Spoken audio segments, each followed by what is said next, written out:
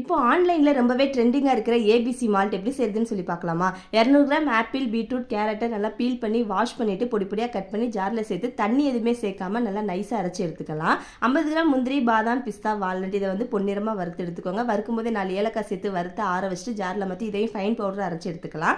இப்போ ABC malt எப்படி செய்யுதுன்னு சொல்லி பார்க்கலாம். கடாயில் நம்ம அரைச்சி வச்சிருக்கிற ஆப்பிள், பீட்ரூட், கேரட் பேஸ்ட்டை சேர்த்து நல்லா மிக்ஸ் பண்ணி விடுங்க. அடுப்பு மீடியம் ஃப்ளேமில் வச்சு இது குக்காக ஆரம்பிச்சுன்னு இதுலேருந்து புகை வரும். இந்த ஸ்டேஜில் இது கூட 1/4 கிலோ நாட்டு சக்கரை சேர்த்து மிக்ஸ் பண்ணி விடுங்க. இது நல்லா உருகி தெறிக்க ஆரம்பிக்கும். மூடி போட்டு அடுப்பை மீடியம் ஃப்ளேமில் வச்சு கையெடுக்காமல் நல்லா மிக்ஸ் பண்ணி விடுங்க. அல்வா பதம் வந்தோடனே அடுப்பை ஆஃப் பண்ணிட்டு ஃபேன் காற்றுல வச்சு 2 பேர் சேர்ந்து நல்லா கையெடுக்காமல் மிக்ஸ் பண்ணிகிட்டே இருங்க. ஒரு மணி நேரத்தில் இந்த மாதிரி பவுடராக கிடச்சிரும். கையை எடுத்துட்டிங்கன்னா இது இறுகி போயிடும். இந்த மாதிரி பவுடர் ஆனே ஜாரில் சேர்த்து 2 பல்ஸ் கொடுத்து எடுத்துட்டு ஒரு பாட்டிலில் போட்டு ஸ்டோர் பண்ணி வச்சுக்கோங்க.